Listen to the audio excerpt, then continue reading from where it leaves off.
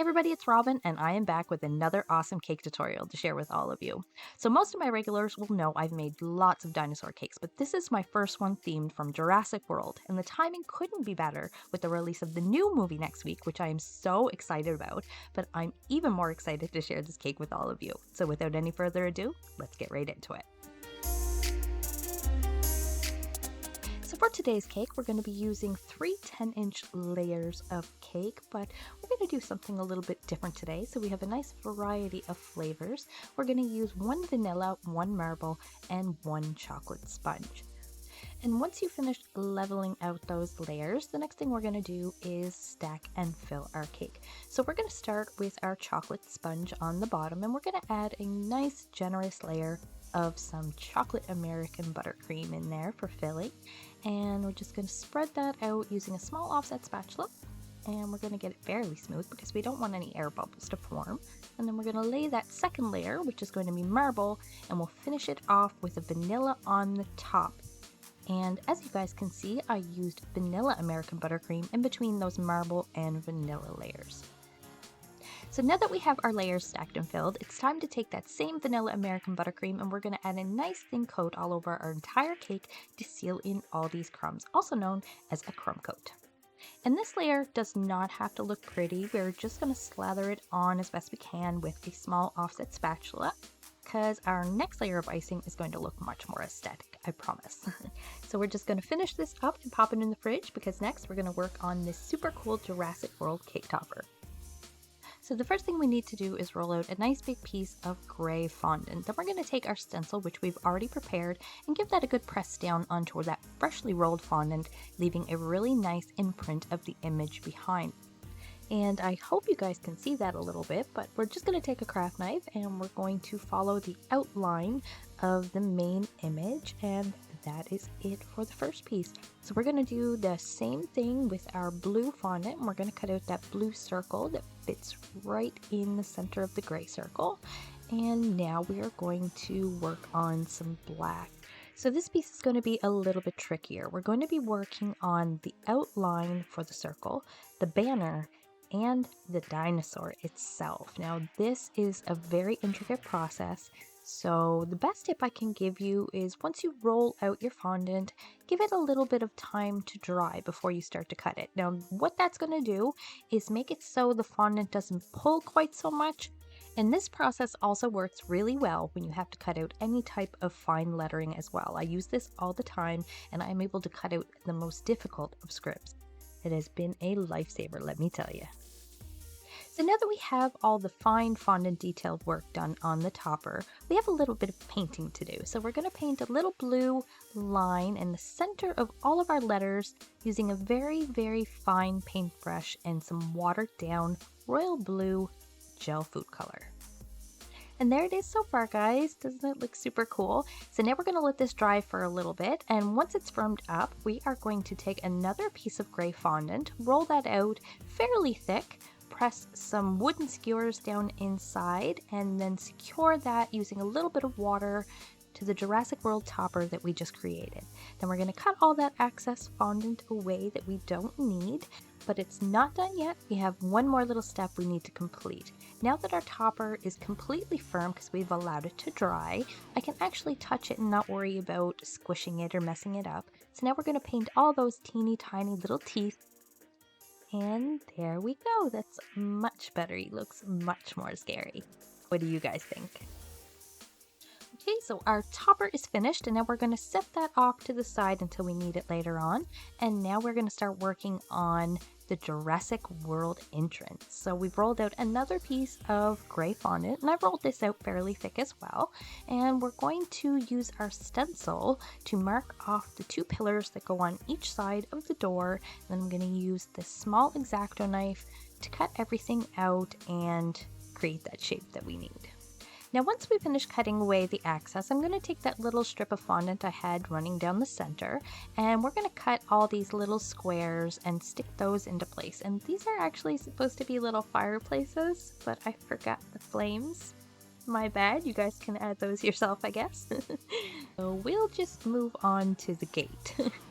So I'm taking my stencil and I've placed that onto a piece of marbleized brown fondant, which I rolled out about the same thickness as the gray.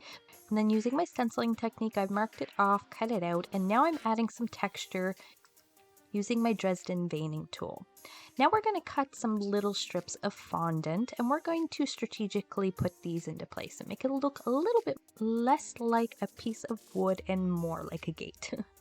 So now we're just going to add a few finishing details and voila guys, that is it. Doesn't that look great? This is going to look awesome on our cake. So that is it for our make-ahead fondant decorations that will need a little bit of time to dry. The rest need to be flexible to apply them to the cake so we can sort of make those on the fly. So with that said, it's time to frost our cake. So using my small offset spatula, I've added a nice thick strip of white American buttercream across the bottom of my cake.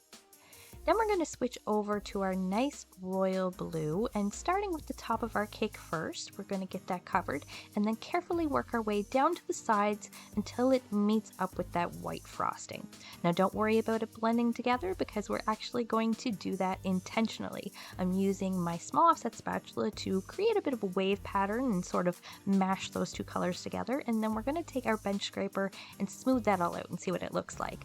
And wasn't quite happy with it, so I'm adding a little tiny bit more white, and now we're going to take that bench scraper and go all the way around a bunch more times until I'm content with what it looks like. And I think that looks pretty great. So now we're just going to clean up this top lip a little bit before we pop our cake into the fridge and let it firm up completely. So now it's time to finish up those final fondant decorations. So we're rolling out a piece of black fondant large enough to fit all 3 stencils at once, and then I'm giving those a nice press down to leave that indent of our stencil behind, and then we're going to pull those away and cut them out very carefully using an X-Acto knife.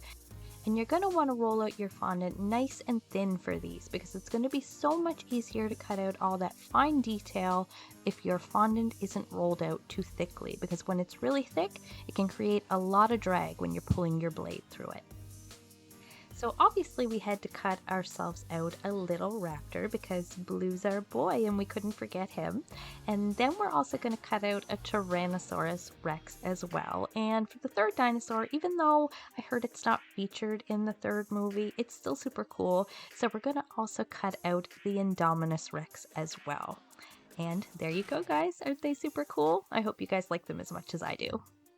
Okay, so our cake is prepped and our decorations are finished, so now it's time to create our Jurassic World. So the first thing we're going to do is place our cake onto our cake board, which I have created using a few different layers of cardboard taped together with some 2-sided tape, and then I've layered it with a nice thick piece of green fondant, which I've allowed to completely dry before using, so that way when we touch it, we won't mess it up. Also, this cake is quite heavy, so I do recommend using a cake lifter like I'm using so you don't mess up the finish on your cake.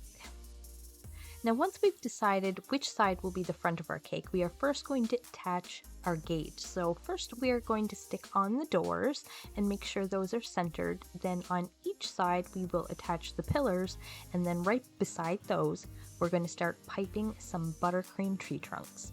And these are going to be palm-like trees, so you want them to have that jagged look. Now, before we add too many decorations and we take up too much space, we want to make sure that we have enough room to stick our dinosaurs in place. So we're going to decide where we want these first, and then we will add the rest of our decorations wherever we want them to be. So I'm going to continue on with my palm tree trunks. And then we are going to switch over to some green.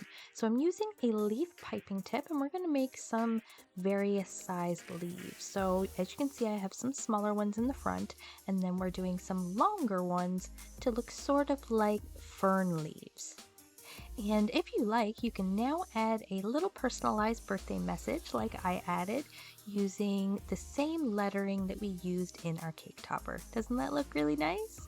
I think it's all coming together so good, but we still have a couple of things left to do. We need to add all the tops to our palm trees using that same green American buttercream and our leaf piping tip, and we're just going to pipe those on in all different varying directions before switching over to a slightly darker green and filling in anywhere looks like it needs some.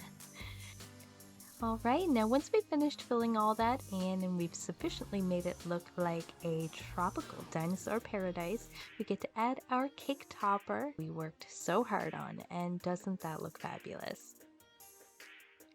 Well, that is one heck of a cake if I do say so myself, and I feel like it actually came together fairly easily, so hopefully it will be easy for you guys to recreate yourselves as well.